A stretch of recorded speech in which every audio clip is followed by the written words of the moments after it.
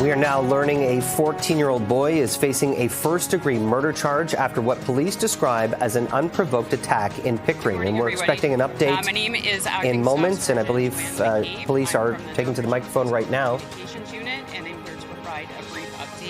I think we're going to listen in. A murder that occurred here yesterday. As you all are aware, yesterday we released a 13-year-old male was in police custody. That male is actually 14 years old, and he is now facing a charge of first-degree murder. The name of the victim is not being released at this time at the request of the family, and they are also requesting some privacy at this time. Just wondering, just to confirm, it was 13 yesterday. How did that error happen? That I don't know. The information we had yesterday was that he was 13, but he's in fact 14. Has he made a court appearance, or what can you tell us a bit more about? I believe he was scheduled for court this morning. I'm not sure what happened at that court date. Any details on the circumstances around his arrest, where he was arrested, what led police to him? So right now that information is not going to be released. It's going to be on part of this investigation, which is obviously still ongoing. This still just happened less than 24 hours ago. So some of that information will become available over time, but at this time we're just not releasing it. Can you give us any updates on a weapon recovered? What was? That's not going to be released at this time. Was the suspect known to police prior to this incident? That I don't know. There's been chatter in the community on social media channels, people saying that they saw this alleged suspect in the days before prowling backyards. Is that something police are aware of or investigating? So we're looking into reports. We are aware of some reports that he was seen in the area. Any connection to this area and any connection to this victim, we are still looking at. As of right now, I can still tell you this appears to be a random attack, and we do have no connection between the victim as well as the male that's in custody. Do you have any information that the suspect had recently been suspended from school? That I don't know. Just to confirm on this alleged suspect wearing a black trench coat, that's what we've been hearing. Is that correct? Yes, so that was the description we had yesterday, is that he was wearing a black trench coat as well as a mask, like a medical mask. Did he have a briefcase?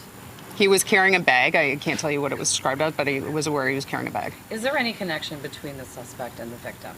At this point, we can't find any connection between the two of them. What kind of work are you doing to figure out the motive? So our homicide unit is obviously very engaged in this. They have been from the onset, and that'll be part of the investigation to see what led up to this. I understand there was another homicide not far from here recently. Yes. And there's been quite a bit of chatter. No arrest was made. Are you looking to see if it could be connected to this case? They will look at every avenue. At this point, there's nothing to say the two of them are connected. However, due to the distance they were in proximity of each other, every avenue will be looked at, but there's nothing to suggest at this time that they're connected. Was that also considered like a random murder? That I don't know. I don't have the details on that one. Sorry. In terms of the video, I mean, we heard from police yesterday that it was part of the incident anyway was captured on video. Was that from home surveillance, security camera? What can you tell us about what's on video? All I can tell you is that at least a portion of the incident is on video, which we have, and we are making an appeal to anyone in the area that does have video to contact our homicide investigators and let us collect that video. Sorry if I missed this. Was the suspect arrested at his home? That information I don't have, other than he was arrested yesterday. He is from Pickering, and he's 14 years old is what I have. How long after was he arrested? I don't have the arrest time. Sorry. So from looking at the video, can you just sort of walk us through what it is that you see sort of happen here? So that's all going to be part of the investigation, what led up to this. That's not going to be released at this time, but it's something that homicide investigators are reviewing to piece together what led to this. Are you able to say if it was sort of multiple stabs, sort of any detail there about? I can tell you she was stabbed. I believe it was more than once. Beyond that, I don't have that information. Was there any interaction between the two before? My understanding is there was a brief conversation. What that conversation was will also be part of the investigation. I understand this happened over time when kids were getting out of school and school buses maybe even taking kids home or picking their kids up at the emergency order. 2.5 hours after the fact. Can you explain why? So when it comes down to the emergency alert, we have to make sure that the information we have is accurate. We have to make sure it's reliable information, and we have to make sure that the alert is warranted. And all of that takes a period of time to be able to piece together what happened. As you can imagine, when this initially happened, we had very little information to go on. So we take emergency alerts very seriously. We understand the impact that they have on our community. We understand that the fear that they may cause, so we don't release them lightly.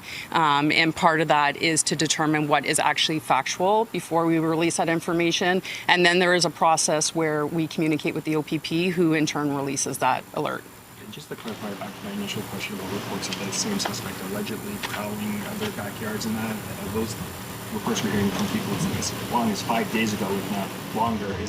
Are you confirming you're looking into that? We're looking into the reports that people are saying that he was in the area. I don't have the time frame on it, but any reports that people are coming forward with will obviously be part and embedded into this investigation. With respect, officer, how long does it take to figure out that there's a suspect on the loose? That seems to be a matter of minutes, you'd think, and that's what the alert said. It's not always a matter of minutes. Are they known to each other? Is there a threat to public safety where he might have gone?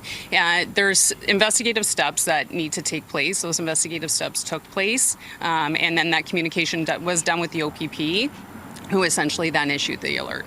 Can you speak a little bit about people trying to sort of save this woman? We're hearing that it was passerbys. Can you speak about what happened when officers and other emergency personnel arrived? So I don't have any firsthand information on that, but I have heard that community members did step in.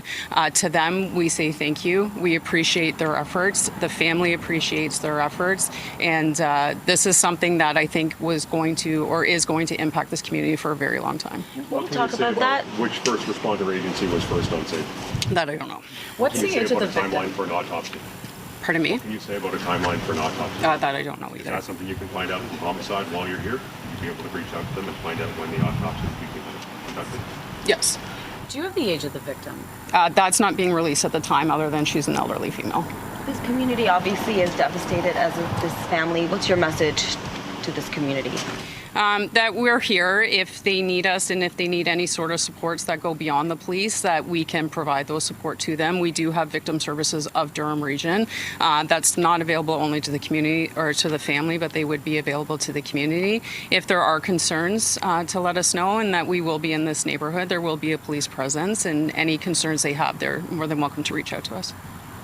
A vigil has been planned for her for this evening right here, mentioning her first name. Would you be able to tell us the victim's last name? We have spoken with the family, who's requested her name not be released. We are going to respect the wishes of the family and not release it. With all due respect, that name is on the court information, just so you know it is out there, and it is a matter of public record. So the family is aware that some media organizations may choose to release the name. Yes, the family is aware, but they've asked us not to. So if you choose to ignore their wishes and release the name, then that's all up to you guys. But at right this point, we're not going to release the name. Thank you. Okay. And you were saying a police presence for how long? Through the weekend, through next week, as long as required? As long as we're required. If the community wants us here, we will be here. Okay? Thank you. We've just been getting an update from Durham Regional Police in regards to the 14-year-old boy who is now in custody and facing first-degree murder charges in connection to that fatal stabbing of an elderly woman in Pickering last night.